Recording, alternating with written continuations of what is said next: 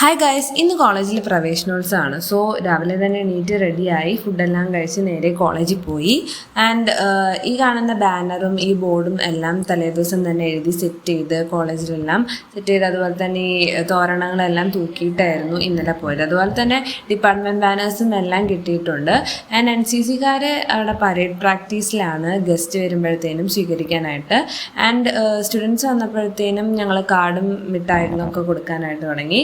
And ഇത്രയും പേരൊക്കെ ആയിരുന്നു എൻ്റെ കൂടെ ഉണ്ടായിരുന്നത്. നമുക്ക് കുറച്ച് ഫാക്കൽറ്റീസിനെ അസിസ്റ്റ് ചെയ്യുക, അതൊക്കെയായിരുന്നു ഇന്നത്തെ മെയിൻ പരിപാടി. ദെൻ അത് കഴിഞ്ഞ് സ്റ്റുഡൻസിനെയും പാരൻസിനെയും ഓഡിറ്റോറിയത്തിലേക്ക് ഇരുത്തി സെറ്റ് ചെയ്തതിന് ശേഷം ഞങ്ങൾക്ക് അവർക്ക് കുറച്ച് ചായയും പലഹാരമൊക്കെ കൊടുക്കാനൊരു ഡ്യൂട്ടി ഉണ്ടായിരുന്നു. ഇവരുടെ പരേഡിൻ്റെ പ്രാക്ടീസാണ്. ആൻഡ് ഞങ്ങളുടെ കോളേജിൽ ഉള്ളത് ഇതിൻ്റെ ഒരു നേവൽ വിങ്ങിൻ്റെ കൈൻഡ് ഓഫ് NCCയുടെ ഒരു പാർട്ടാണുള്ളത്. സോ നമുക്കത് ജസ്റ്റ് ഒന്ന് നോക്കാം.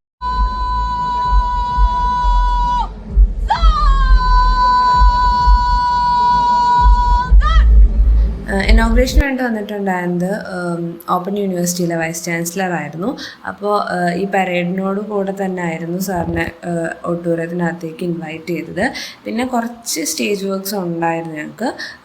പിന്നെ സാറ് കുറച്ച് നേരം അതിനുശേഷം പ്രസംഗിച്ചു.